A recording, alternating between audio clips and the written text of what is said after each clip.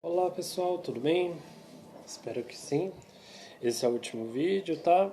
Eu deixei de fazer vídeo nessas últimas semanas porque eu tava cansado mesmo, sinceramente. Peço desculpas por isso. Tava com uma rotina muito forte e fazer a catequese não é só esse vídeo, né? Eu sempre tento dar uma estudada para dar uma reforçada. O assunto de hoje, por exemplo, eu não estudei tanto quanto eu acho que deveria antes de passar para vocês, mas acho que tenho aí o básico do conteúdo. É, Enfim, mas eu só estou realmente justificando o porquê disso aconteceu, né? De ter uns vídeos aí, uma ou duas semanas, eu acho, sem vídeos. Mas de qualquer maneira, nesse daqui eu vou tentar, da maneira mais didática possível, passar dois temas para vocês que falam sobre Pentecostes, que é a essência aí da crisma que vocês vão receber nessa semana, e a Igreja Católica, que é importante, né? Porque do que adianta ter aí um conhecimento do que é Pentecostes se você não acredita aquela pessoa, aquela noiva que é a Igreja Católica, né? Que está ministrando esse sacramento, tá? Então acho que são dois assuntos muito importantes que a gente precisa passar, tá bom? Vamos lá.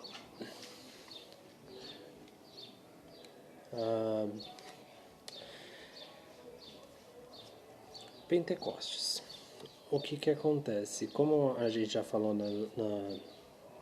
nas últimas catequeses, toda leitura que você for realizar precisa ser interpretada com o centro em Cristo, né? Pentecostes está descrito no segundo capítulo do Ato dos Apóstolos. Acontece o seguinte: Jesus ressuscitado, né, tá lá junto com os apóstolos. No meio dos apóstolos tem outras pessoas, dentre elas a Virgem Maria, e Jesus orienta eles a ficarem em Jerusalém por algum tempo, para que, ah, porque em breve o Espírito virá, né, para poder revelar todas as coisas àqueles apóstolos. Jesus passou a vida do lado de Maria e dos apóstolos aí, pelo menos os últimos 3 anos junto com os apóstolos, e ainda assim, tendo Jesus em carne e osso, assim, terrenamente, não como a Eucaristia, ainda faltava o conhecimento, ainda faltava revelações divinas necessárias para que os apóstolos pudessem realizar o seu grande objetivo, né, segundo o plano divino. Ah, então, o que acontece? Os apóstolos ficam meio confusos, mas eles obedecem, né? Porque é Jesus que está falando, Jesus ressuscitado. Né? Tomé já tinha enfiado lá o dedão nas chagas do Senhor, então não tinha mais tantos, não tinha nenhum motivo para duvidar do Senhor. A fé já estava muito alimentada, mas entenda, né? A gente já falei um pouco disso em outra catequese. Nós nunca podemos nos dar por saciados da fé, porque a fé é infinita, é dom de Deus. Aquilo que vem de Deus não tem fim. Então os apóstolos se tocaram dessa realidade, né? Então, por mais que eles tivessem visto Jesus ressuscitado, visto Jesus na cruz e toda a vida política dele, se Jesus falou para você ficar em Jerusalém, porque ainda lhe faltava coisas necessárias para o entendimento, não é que os apóstolos sabiam de tudo, né? Eles não são Deus. Os apóstolos não chegaram, nem no fim da vida deles, eles falaram, eu sei de tudo. Eles sabiam aquilo que o Espírito Santo revelou a eles. E tá ótimo para eles, porque se essa é a vontade do Pai, glória a Deus, tá? Então não ache que através da religião você vai ser o sabe-tudo. Você vai ser o cara que vai entender que você é o cara que nunca vai saber mais do que o mínimo. Você não vai conseguir bater o mínimo. Por quê? Porque a sua capacidade humana é abaixo do mínimo. Para a gente chegar no mínimo, tem que ter muita ajuda de Deus. E é isso que acontece, né? No capítulo 2, os discípulos estão reunidos com a Virgem Maria e o Espírito Santo desce sobre eles como línguas de fogo, né? É como se fosse uma labareda, né? E eles começam a falar em várias línguas, né? Em um lugar, Jerusalém, ali no Pentecostes. Ah, como assim falando no Pentecostes, né? Pentecostes era uma festa que já existia no calendário judaico. Então, naquele momento que o Pentecostes católico ocorreu, é, Jerusalém, que era a cidade santa, estava cheia. Por quê? Porque havia a festa do Antigo Testamento de Pentecostes, que na verdade é chamada da festa da colheita, né? A ideia é que naquele tempo, mais ou menos, que é mais ou menos 50 dias aí, na passagem está escrito 3 meses, né? Depois de 3 meses da saída do povo de hebreu do Egito, naquela época de Moisés, ah, ah, havia mais ou menos o cálculo de que ali poderiam se colher alguns grãos, né? Alguns cereais, na verdade. E daí era a festa da colheita. Mas não era só isso que no Antigo Testamento se era bem ah, comemorado, mas acreditava-se, embora não é explícito nas leituras, mas historiadores até hoje defendem alguns essa possibilidade de que a revelação dos 10 mandamentos da lei divina foi feita no dia dessa festa, 50 dias após a saída do povo hebreu do Egito. Então, Moisés conduziu eles pelo Mar Vermelho, vocês conhecem toda a história. E daí, depois de 3 meses, eles chegaram lá no Monte Sinai, né? 3 meses, mais ou menos. Fala como se fosse no terceiro mês. Mas assim, eu simplesmente não entendo tanto do calendário judaico. Não é tão diferente, se não me engano, pega mais ou menos uns 30 dias também. Mas o cálculo é assim, o primeiro mês meio que pegou ali, meio estranho, de um modo, de um modo que, que fechava 50 dias quando Moisés recolheu a tábua dos 10 mandamentos, tá? Que foi escrita pelo dedo de Deus. Toda vez que você ler nas passagens bíblicas o dedo de Deus, você vai entender o Espírito Santo, tá? Dedo de Deus não é Deus desenhando nas tábuas dos 10 mandamentos, mas sim o Espírito Santo revelando isso. É verdade, os 10 mandamentos estavam em tábuas de pedra, né? Mas entendo, dedo de Deus nas passagens para a Igreja Católica é compreendido como Espírito Santo. Na visão judaica, não existe um Deus trino, existe um Deus único.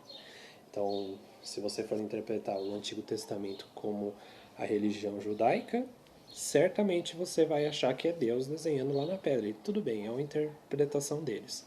Estamos aqui numa catequese católica.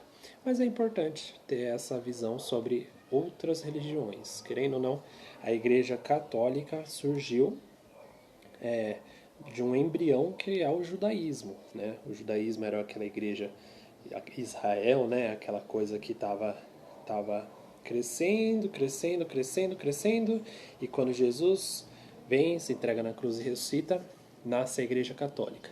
E quando exatamente entra a Igreja Católica no mundo? Por isso que esses dois temas, Igreja Católica e Pentecostes, são muito bons para se falar juntos. Porque é em Pentecostes que, vamos dizer, a Igreja Católica é inaugurada. Apesar de antes realmente Jesus ter falado que sobre esta igreja, sobre esta pedra construirei a minha igreja, que é quando Jesus está falando com Pedro que ele vai ser o Papa, que vai ser o principal aí pastor dessa igreja terrena. Temos a igreja celeste também, que é a comunhão dos santos, que nós falamos no creio. Tudo vai se montando, vai, né, se organizando para que quando ocorre o Pentecostes é como inauguração de loja. Sabe quando tá o cara lá com aquela tesourinha e tem aquela faixa vermelha de cetim, não sei se é cetim, mas daí ele corta e fala: "Ei, está inaugurado aqui o nosso restaurante, sei lá, a nossa loja". Pentecostes foi mais ou menos isso, foi a inauguração da Santa Igreja Católica. Porque foi a partir dali que a igreja que era antes um embrião que estava crescendo através aí do judaísmo, começou a falar outras línguas. Já não era mais fechado ao povo judeu. Entende?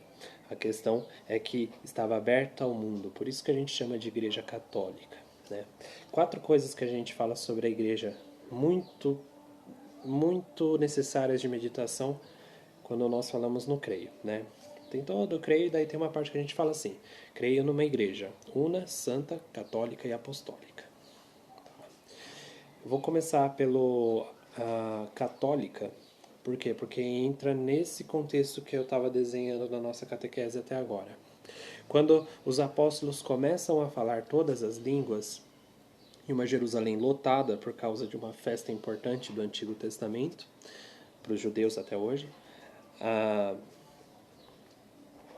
meio que existia um fluxo muito grande de pessoas. Porque, querendo ou não, onde tem pessoas, o comércio lucra. Então, tinham pessoas de várias nacionalidades ali. Querendo ou não, era uma região comercial muito interessante. E pessoas de outras línguas percebiam que aquele judeu estava falando uma língua estranha e que eu estava conseguindo entender, né?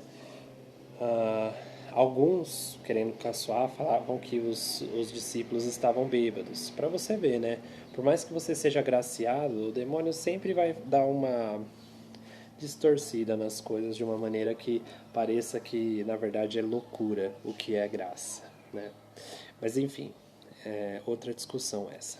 Mas o que é católico? O que a palavra católico significa? Não sei se eu já expliquei isso para vocês. Mas católico é o mesmo que universal. Grande coincidência, né? A Igreja Universal do Reino de Deus, né, que tem aí a vertente protestante, né? Nunca chamem um protestante de evangélico ou de crente, porque é errado. Assim, dá a sensação de que o católico não é crente. O católico crê, então ele é crente. E muito menos evangélico. Como que a gente não é católico, não é evangélico, se os evangelhos são a raiz da leitura bíblica? Não tem cabimento. Então, assim, tecnicamente, né, a recomendação é que a gente chame de protestantes. Por quê? Porque a igreja protestante foi criada de um protesto que Martim Lutero fez por conta de alguns problemas sérios de corrupção na Igreja Católica da Alemanha, que estava na Alemanha, situada na Alemanha, onde as indulgências eram vendidas praticamente, né? Então ele achou que aquilo era uma coisa errada, e era, de fato, nesse sentido, não há o que se discutir. A igreja na Alemanha estava sendo corrupta, estava utilizando das graças para lucrar aí de maneira incoerente. Ah, mas ao invés dele levar essa reclamação ao Papa, que seria realmente a melhor decisão possível, ele achou legal romper com a Igreja Católica e criar a sua própria igreja. Então, é por isso que a gente chama de protestante, porque é um protesto contra aquela ordem na qual a igreja se via naquele momento. Vídeo, eu não estou discutindo o contexto de denunciar abusos dentro da igreja. Tá? Infelizmente, existem pessoas mal intencionadas dentro da igreja católica, você vai ver isso com muita facilidade, né? Infelizmente. Às vezes fazem sem querer, às vezes fazem por querer, mas existem as formas adequadas para fazer isso. A gente não pode responder o mal com o mal, né? O próprio Jesus fala: responda o bem com o bem. Você não tenta apagar o fogo jogando gasolina em cima, né? Você vai com a água, você vai com aquilo que é contrário, mas adequado, né? A água e a gasolina são líquidos, né? Não é qualquer líquido que vai apagar aquele fogo, entende? Não é qualquer igreja que vai te dar a santidade, entende? Não é qualquer tipo de rompimento com aquela relação de corrupção que vai te fazer um cara salvo. Aliás, vai aumentar muito mais o fogo que está dentro da sua casa. acho que deixei bem clara essa questão. Martim Lutero foi muito infeliz na decisão dele, e infelizmente aí temos consequências até hoje. Mas, né, apesar disso, tenho certeza que a Igreja Protestante tem muitos frutos interessantes, mesmo como eu expliquei também sobre a questão daquela migalha que cai do banquete, né? Que a mulher que não é judia chega a Jesus e fala, né? Ó, dai um sinal para mim, por favor, né? Ela quer a cura, acho que da filha dela. E Jesus fala, como é que eu vou dar o pão dos meus filhos aos cachorros? E a mulher fala, mas os cachorros se alimentam das migalhas que caem da mesa, certo? E Jesus fala, grande é a sua fé, vai em paz, está lá, deu tudo certo.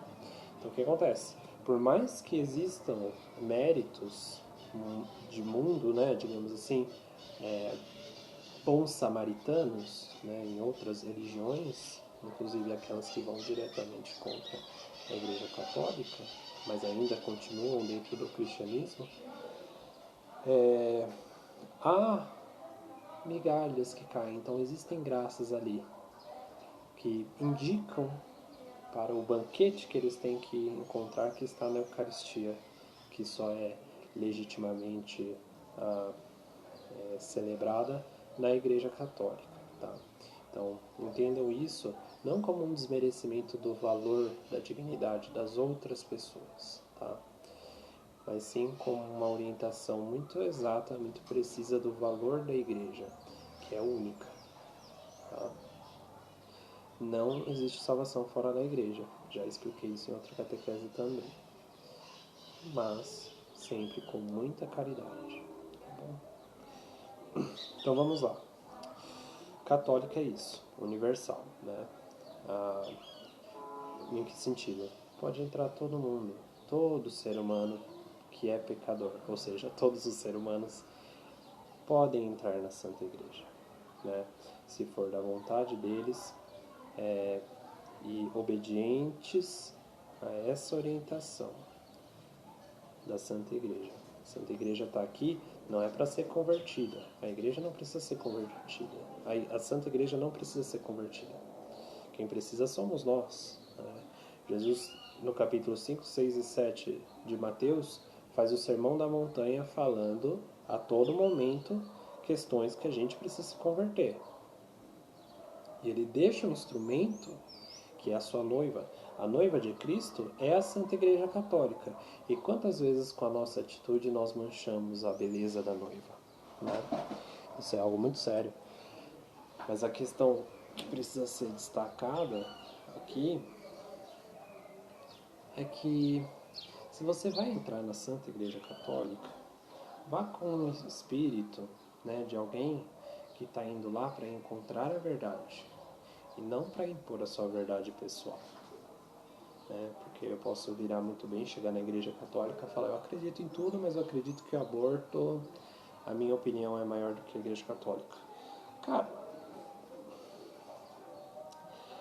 isso já dá até um gancho para falar sobre o aspecto da Igreja Una, né? Una, Santa, Católica e Apostólica. Vamos falar da Igreja Una. Por que Una?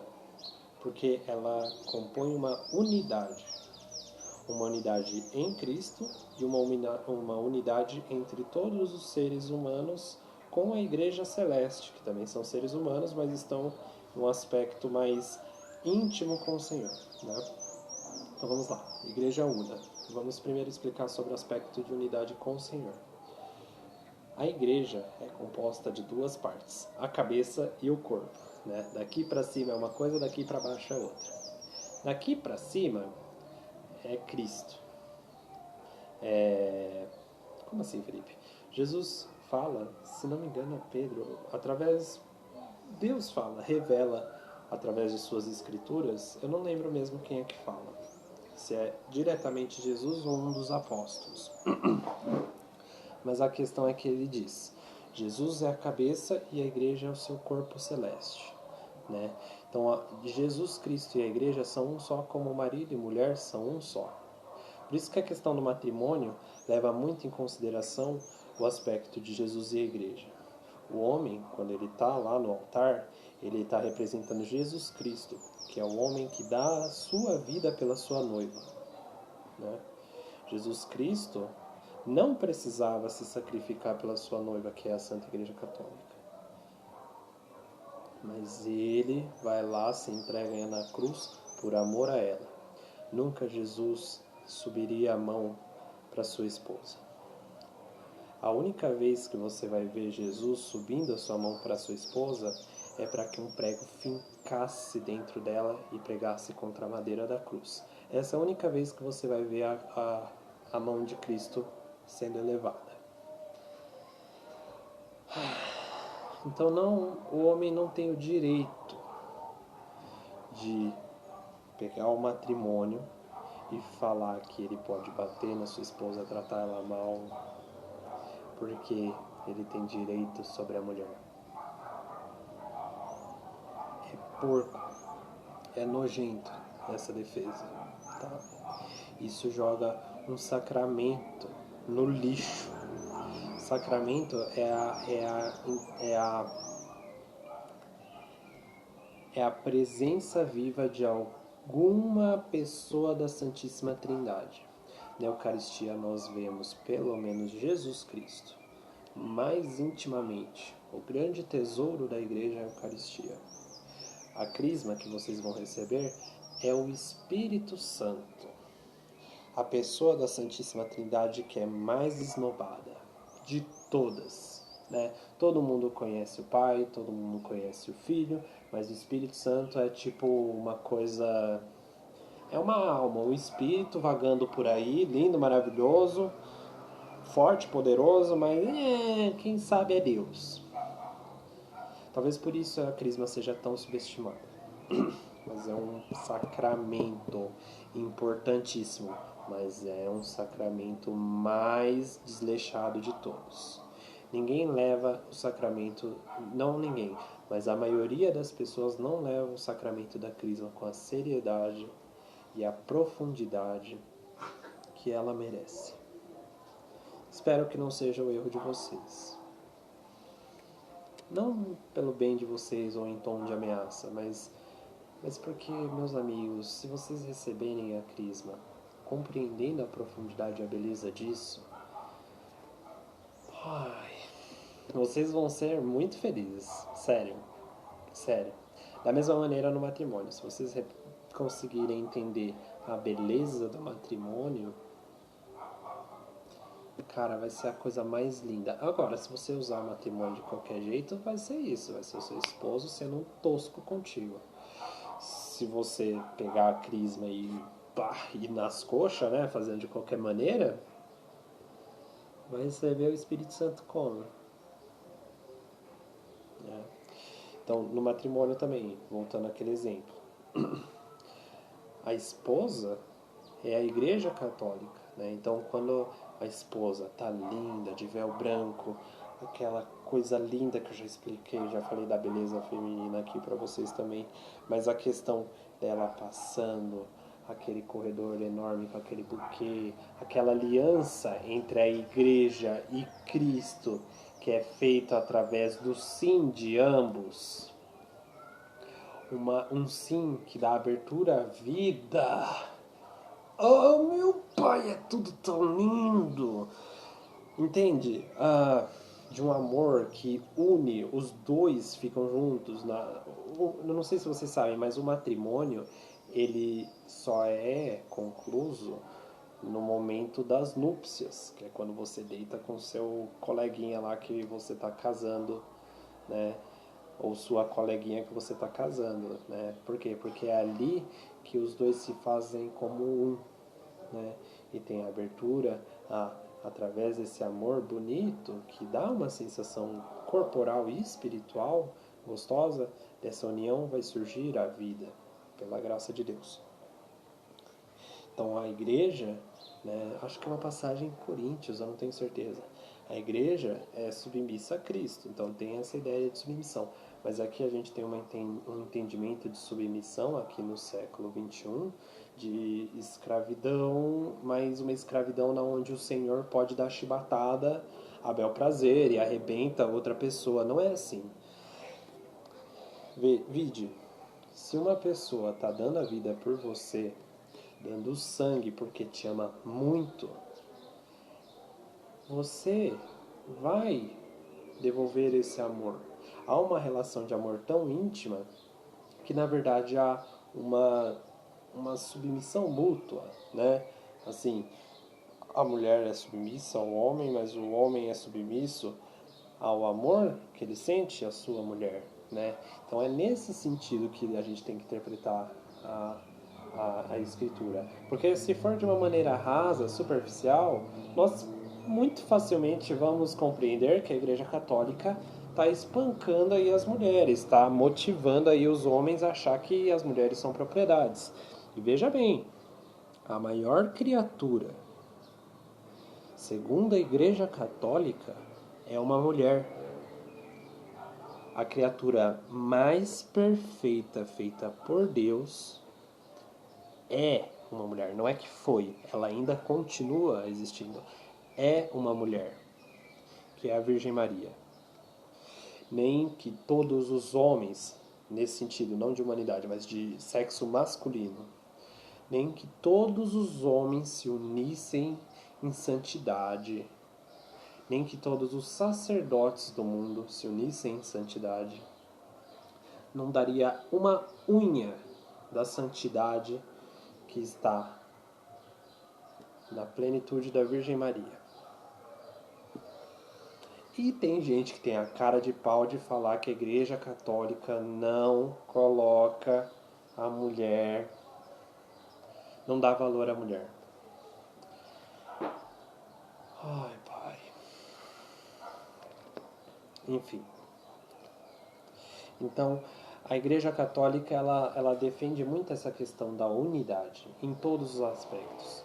No matrimônio, que eu deixei bem claro agora explicando, seja através dos seus entes, né? O padre, ele está integrado à noiva de Cristo, que é a Igreja Católica. Ele deve submissão ao noivo que é Jesus Cristo, que pelo seu amor se vê forçado a todo domingo, na verdade todo dia, mas a gente só vai uma vez por semana na missa, né? Então todo domingo a Igreja Católica assiste o sacrifício eucarístico da Santa Missa. Né? É o noivo que se doa para a esposa, né? Por amor a ela, para que ela consiga alcançar aí a santidade, engatando já aí no outro aspecto, né? Una, santa, católica e apostólica. Santa. A igreja é santa e pecadora. Pecadora o escambau. A igreja católica é santa, né? Onde que está escrito? A igreja é santa, una, santa, católica, apostólica e pecadora. No creio não fala pecadora. Por que tu, ser humano descolado, está falando que a igreja católica é pecadora? Temos pecadores na Igreja Católica, mas a Igreja Católica em si não é pecadora. Ela é santa pelo sangue do Cordeiro, pelo leão da tribo de Judá.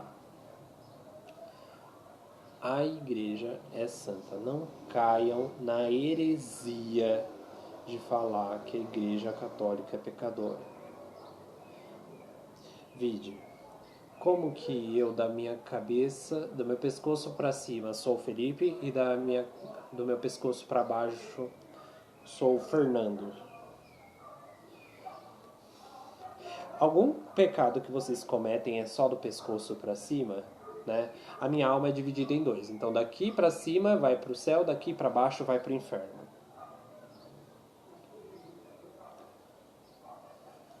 Se a gente defende a unidade da Igreja Católica como Cristo sendo a cabeça e a Igreja sendo o corpo,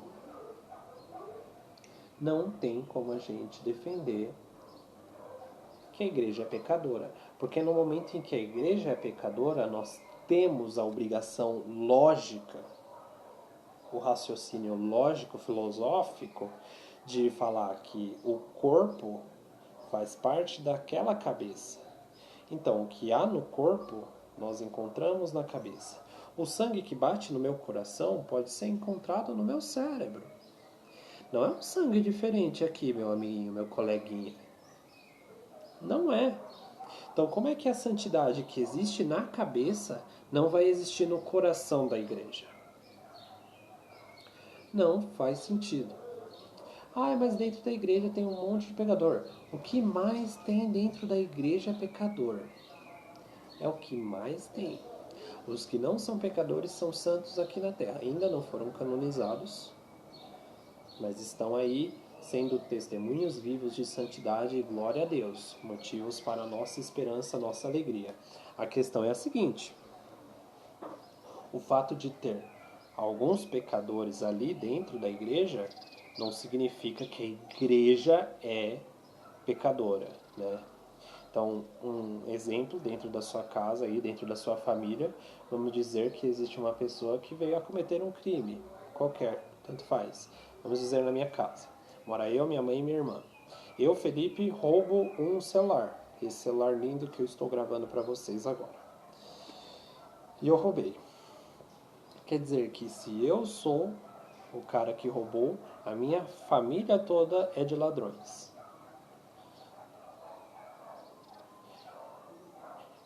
Nesse caso, é só para exemplificar que uma coisa não contamina a outra necessariamente, tá?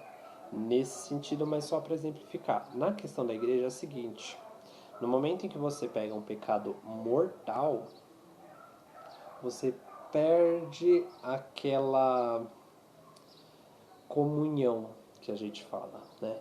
Por que a gente recebe a comunhão só quando não temos pecados mortais? Porque não tem por que você receber Cristo se você não está em comunhão com a igreja. Não faz sentido, entende? Você tem que estar em comunhão nesse vínculo que dá abertura à vida, que você pode celebrar o banquete que te santifica. Então, nesse sentido que Cristo santifica a igreja. Então, no momento em que você comete um pecado mortal, você está fora desse corpo celeste. É como se eu tivesse decepado esse dedinho aqui, ele está aqui sobre a mesa e eu sou companheiro. Não sei imitar. Companheiro. Então você meio que está fora do corpo, está aqui. Mas se você quer, ok, temos a confissão, pronto, ó. Cadê? Aqui, ó. Opa, eu não sei fazer. Pecado mortal. Confissão. Olha o milagre da confissão, como é que funciona. É mais ou menos assim, entendeu? Você faz de novo parte da comunhão da Santa Igreja Católica.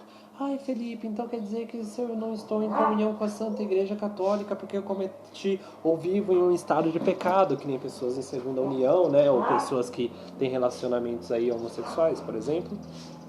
Quer dizer que eu não vou pisar na Santa Igreja Católica, eu sou um condenado para o inferno. Meus irmãos, nunca se esqueçam da esperança, tá? Então, por mais que tenha aí, é importante, se você puder, vá se confessar logo depois que você cometer um pecado mortal. Mas, se você estiver em uma situação aí muito delicada, o primeiro conselho é converta-se, né? A Igreja Católica está aí para te convidar à conversão. Mas se a conversão não vier assim como estralo, porque quase nunca vem, é uma graça muito grande, pode acontecer, mas quase nunca é assim. Geralmente é um trabalho aí de anos, de uma vida inteira, mas a questão é que se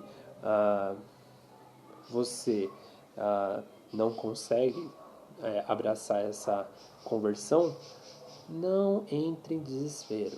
Não se aparte da Igreja Católica. Corra atrás, né? Não posso comungar? Tudo bem, pelo menos estarei aqui na igreja. Na missa a gente consegue ver Jesus de 3 modos. O mais conhecido é através da comunhão, mas através da assembleia da igreja. Jesus fala, onde 2 ou mais estiverem reunidos, eu estarei ali no meio deles. Então você consegue aí usufruir uma certa comunhão só de estar dentro da igreja celebrando com seus irmãos. E a terceira parte é através aí da leitura, das leituras, né, digamos assim, das passagens bíblicas, porque se não é através dos seus santos que nós conseguimos também aí alcançar uma certa comunhão com Cristo, Nossa, meu amigo, eu não sei como é que você vai conseguir. Claro, também a oração é muito importante, mas dentro da Santa Missa existem três realidades na qual você pode estar ali unido em Cristo, né?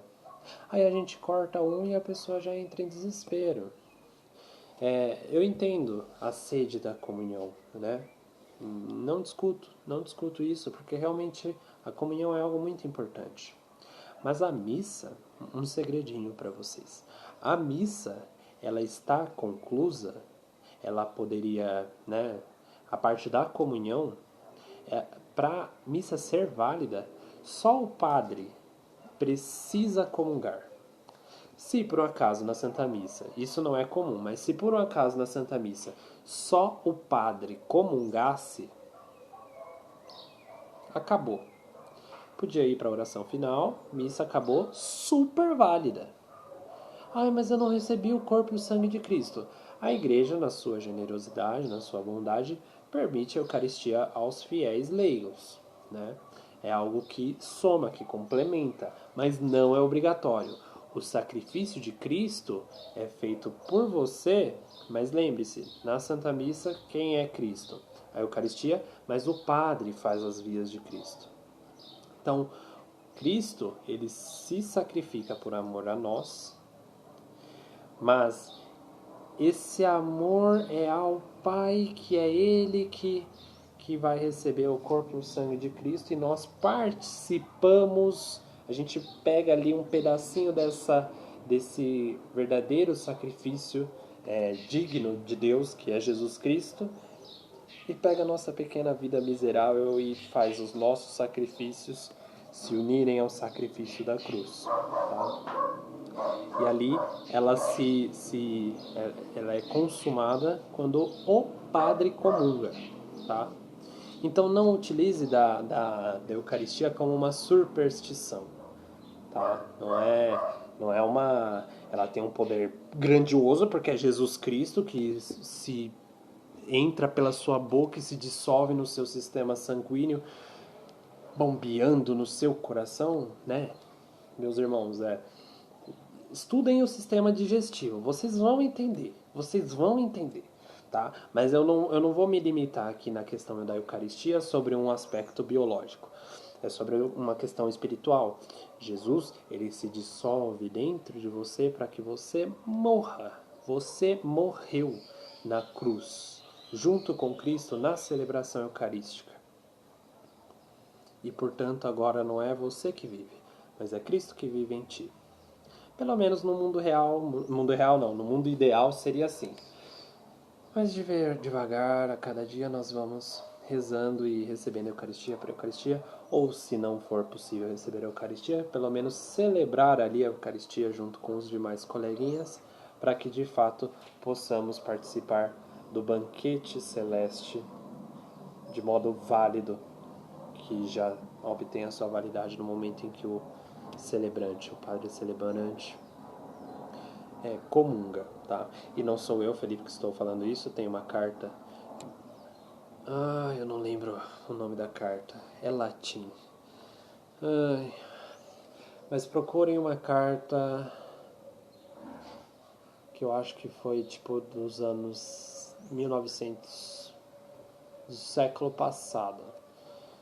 Não sei se foi 40, década de 40, mas é uma carta que fala tudo sobre a Sagrada Eucaristia. Espírito Santo me ajude a lembrar. Não, ele não quis me ajudar, tudo bem. Ou minha cabeça não quis receber, tudo bem. A questão é que deem uma pesquisada. É um texto grande, longo, né? Dividam aí um mês para ler essa coisinha, um parágrafo por dia. Vai ter uma hora que vocês vão chegar na parte que ele explica que a celebração eucarística se faz conclusa quando o padre recebe a comunhão. Então essa unidade ela é importante na Santa Igreja Católica, né? Então não tem como você ser católico, verdadeiramente católico, se você o tipo de cara que quer dividir as coisas, que você quer criar sua própria igreja, que você quer ser o mais santo que vai pisar no seu coleguinha para chegar lá no céu. Não é assim, todo mundo chega no céu junto, pelo menos é o plano de Deus, né?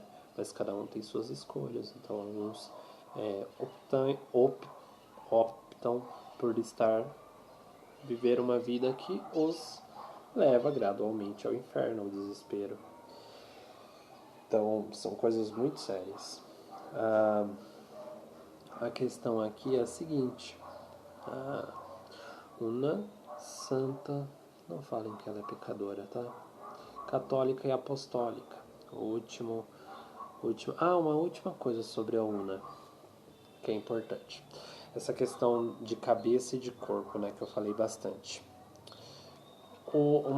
A melhor passagem que eu vi que deixa isso muito explícito é quando Paulo de Tarso, que futuramente, pelo menos nessa história, nesse ponto da história que eu estou falando, né, ele ainda é Saulo, né, que é um assassino, um judeu que está a serviço do governo, né, matando todos os cristãos, martirizando. Tanto é que o primeiro martírio registrado também no Ato dos Apóstolos, eu não lembro agora o capítulo. Deixa eu abrir aqui rapidinho. Eu vou falar em 10 segundos, se Deus me permitir. Não. Na eleição, tá chegando perto. Aqui. Capítulo 7 tem o discurso de Estevão, que é o cara que vai ser martirizado. E a partir do versículo 54 até o 60, a morte de Estevão, que é o cara que vai ser martirizado. Nesse martírio, que é o primeiro registrado na Santa Igreja Católica, estava este Saulo, né? E ele era um cara, assim, esse cara, o Estevão foi morto apedrejado. Mas ele, no momento que ele morreu, ele viu o céu aberto. É lindo. Super indico que leiam. Muito lindo. Mas enfim, aí a questão é que Paulo continua perseguindo depois de Estevão, mata. E em determinado momento o próprio Jesus Cristo aparece para Paulo de Tarso, Saulo de Tarso, e ele muda o seu nome para Paulo posteriormente. Mas Jesus aparece para Paulo e ele fala assim, no versículo 5 do capítulo 9 do Ato dos Apóstolos. Na verdade, começa no 4. Mas só para avisar o contexto. O Saulo estava andando de um lugar para outro, lá geograficamente, numa viagem, e daí Jesus aparece num clarão e cega o Saulo, né? Saulo antes de conhecer Jesus. Depois de conhecer Jesus é Paulo, tá? Mas beleza. Que nem Pedro. Pedro, depois de conhecer Jesus, é Pedro, porque é a pedra. Antes é Simão. Ok? Mas ok, voltando. Versículo 4 do capítulo 9 do Atos dos Apóstolos. Caindo por terra, ouviu uma voz, Saulo ouviu uma voz que dizia: Saulo, Saulo, por que me persegues? Por que me persegues? Jesus está falando me persegues. Saulo não estava perseguindo Jesus Cristo, ele estava perseguindo os cristãos. Mas vamos continuar. Saulo disse: Quem és, Senhor? Respondeu ele: Jesus Cristo. Eu sou Jesus. A quem tu persegues? Eu, Jesus, sou quem tu persegues. E continua. Mas beleza. Mas ele estava perseguindo os cristãos, não estava perseguindo Jesus não, Felipe. Como assim? Porque se você está perseguindo o seu irmão, você não está perseguindo ele do pescoço para cima. Você está querendo que ele vá direto para o inferno. Porque nós somos a justiça na Terra, né? É babaquice. Mas ok, desculpa pelo palavrão. Não sei se babaca é palavrão, mas enfim. A questão é a seguinte. Quando a igreja é perseguida, a igreja sendo una, tanto como seres humanos que a integram, quanto como esses seres humanos a divindade de Jesus Cristo, é Cristo que está sendo perseguido também. Quando a noiva é perseguida, o noivo é diretamente perseguido também. A unidade que existe entre o noivo celeste e a noiva celeste é inseparável. É a comunhão entre a igreja que sofre e o Cristo que sofre. Então, se Cristo é a cabeça, a dor que sai do coração, o corpo inteiro vai sofrer.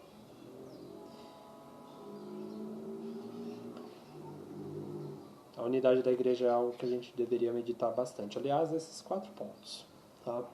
Então, essa parte da unidade eu queria deixar muito claro para vocês. Muito claro mesmo. Né? Quando a gente fala no creio, una, santa, católica, apostólica. Una porque eu estou santificado pela igreja que é una e santificada por Jesus Cristo, que se doou na cruz por mim. Una santa, já falei. Católica.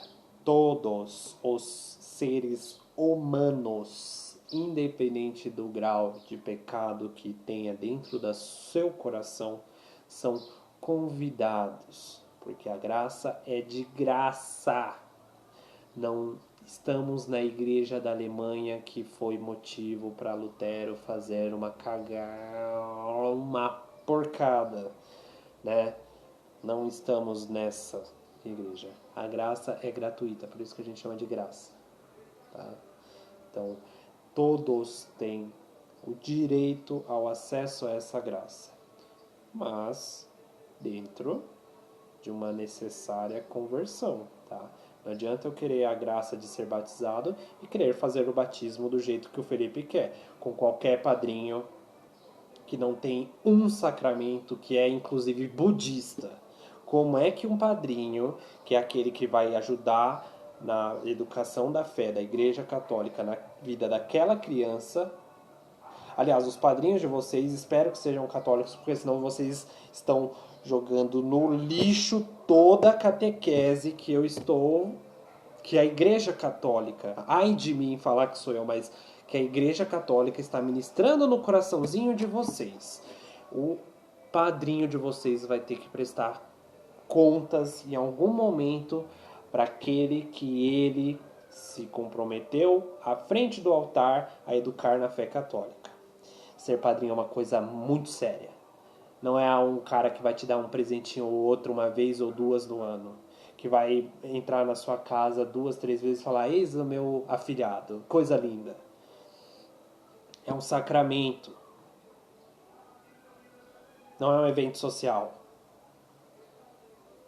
Matrimônio é a mesma coisa. Batismo, crisma, primeira eucaristia, tudo. Está sendo muito utilizado como evento social, mas não é evento social. É sacramento. É Cristo, Deus Pai ou o Espírito Santo sendo manifestos pessoalmente ali. Isso me deixa muito bravo. A ira, por si só, não é pecado, meus coleguinhas. Vide o exemplo que Jesus saiu dando chibatada. Chibatada. Pegou um chicote e saiu dando no lombo de um monte de comerciante que fizeram do templo um supermercado. Ou seja, converteram aquilo que é santo em um evento social. Nesse caso, especificamente econômico. Ai daquele que utilizar do sacramento como evento social. Vai tomar chibatada do próprio Cristo. Tá? E se tem uma fúria em mim, procuro,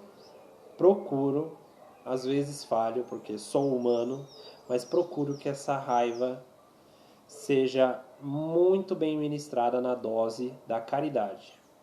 Mas isso não por mim, mas através de Cristo, porque é só Ele mesmo. Então, aproveitando que esse é o último vídeo, antes da Crisma, que é esse fim de semana, tenham muita consciência dos padrinhos que vocês estão escolhendo. E os padrinhos de vocês também, muita consciência da responsabilidade que vocês serão cobrados em algum momento na vida de vocês. Ou na morte, né? Melhor dizendo. No pós-vida. Tu vai olhar a face daquele crucificado que você disse que não negaria, negou 3 vezes, cantou o galo, você olhou para a cara de Jesus e um Jesus surrado, cuspido, sangrando, indo em direção à condenação da morte, olhando com todo o carinho do mundo, olhando para você e falava: eu não falei, eu confiei em ti e você não confiou quando eu disse que você seria um miserável que não seria fiel ao teu trabalho. E isso eu digo para mim mesmo, porque eu deixei umas 2 semanas sem fazer a catequese. Eu sou tão culpado quanto ele. E eu sou um miserável. E mereço o inferno. Mereço mesmo, do fundo do meu coração.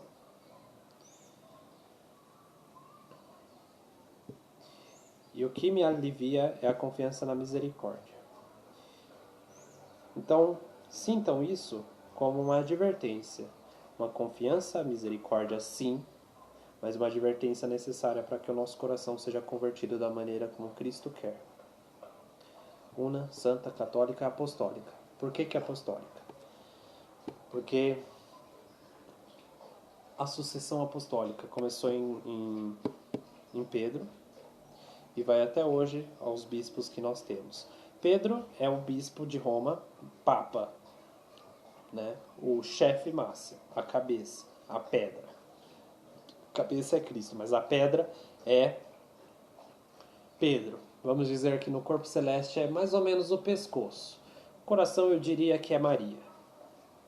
Diria simplesmente porque sem Maria acho que seria um corpo morto, assim.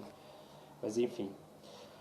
A questão é que o Papa Pedro, junto de seus bispos, os demais apóstolos, administram a Santa Igreja, tá? Então é essencial para um católico a conversão no entendimento de que a Igreja foi criada por Cristo e cujo primeiro Papa foi o Pedro. Foi Pedro. Isso é essencial, gente. Essencial. Então, entendendo Pentecostes como aquela revelação do Espírito Santo que inaugura essa igreja, nós podemos compreender que no momento em que recebemos esse sacramento da Crisma, que é quando recebemos o Espírito Santo após ser lavados dos nossos pecados no batismo, após conhecer Cristo ressuscitado através da Sagrada Comunhão, nós podemos ter a abertura de receber o Espírito Santo no Pentecostes da nossa vida. E enquanto no Pentecostes do Antigo Testamento, após 50 dias da libertação de Israel, a gente vê após 50 dias da libertação da humanidade do pecado na cruz. Pentecostes é como 15 dias. 15 não, 50 dias. Tá? Então a diferença de 50 dias entre a libertação de Israel até a entrega da lei na pedra, que são os 10 mandamentos, a Moisés, a gente vê Jesus ressuscitado, passa 50 dias, a lei feita em espírito pelo dedo de Deus, que é o Espírito Santo. Lembra que ali as pedras foram escritas pelo dedo de Deus?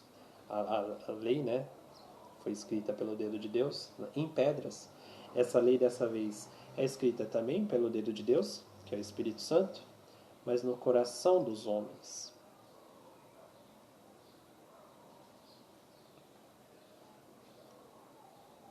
Pelo Espírito Santo aos apóstolos, que são instrumentos humanos da graça divina, como Moisés o foi no Antigo Testamento. no Monte Sinai, que é um lugar santo, lá no Antigo Testamento, e em Jerusalém, que é um lugar santo, no Novo Testamento. E é esse Espírito Santo que vocês vão receber esse fim de semana. Como é que vocês estão? Deus me perdoe pelas minhas limitações como catequista. Eu acho que eu tenho que encerrar isso dessa maneira. Porque por mais que vocês talvez não tenham desenvolvido da maneira como pode, cada coração vai absorver de acordo com o que ele está disposto a abrir. E o meu coração tinha a obrigação de doar mais do que eu poderia dar, que era através do Espírito. Então, se faltou doação, não foi por culpa de Deus ou da Santa Igreja, mas por culpa minha, que abracei a minha miséria, entreguei a vocês um conteúdo talvez não tão completo. Então, se eu reforço tanto que vocês, por iniciativa de vocês, devem fazer pesquisas, é porque a ferramenta que está passando esse conhecimento religioso a vocês é uma ferramenta quebrada, uma ferramenta miserável que não vive 1% daquilo que está pregando, se não fosse pela graça divina. Tá? Então, não depositem a fé de vocês em mim, não depositem a fé de vocês em ninguém. A fé, o objeto da nossa fé, é Deus, que se revelou através da Santa Igreja. A Igreja tem 43 dogmas, se não me engano, é um pouco mais de 40. Se não me engano, são 43 dogmas, e nenhum desses 43 dogmas de fé falam sobre este Felipe que está falando com vocês. Eles falam sobre Deus, Cristo, Espírito Santo, Igreja, Maria e mais 2 ou 3, humanidade e mais 2 ou 3 itens que são divididos em alguns tópicos que somam 43 dogmas. É isso que vocês devem basear a fé de vocês. Durante a vivência na Igreja Católica você vai ver muita gente sacana, você vai ver muita gente miserável, vai ter muita gente vaidosa, vai ter muita gente achando que sabe tudo, e você vai encontrar todas essas pessoas em mim, Felipe. E eu peço perdão por isso, tá? Espero que vocês consigam desenvolver a fé de vocês com muita humildade e que vocês nunca na vida religiosa de vocês se deem por satisfeitos de Cristo. A vida para um cristão é a sede constante do céu. Nós não estamos no céu. Nós experimentamos uma nuvenzinha do céu na Santa Missa e dentro da Igreja Católica como um todo. E esse pedacinho já é tão grande, já é tão misterioso, tão lindo, tão carinhoso, tão perfeito.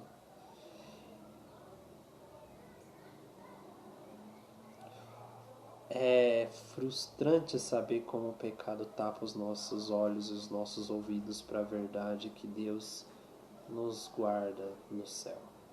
Mas se essa é a vontade do Pai, glória a Deus. Amo vocês. Fiquem com Deus e nos vemos no domingo.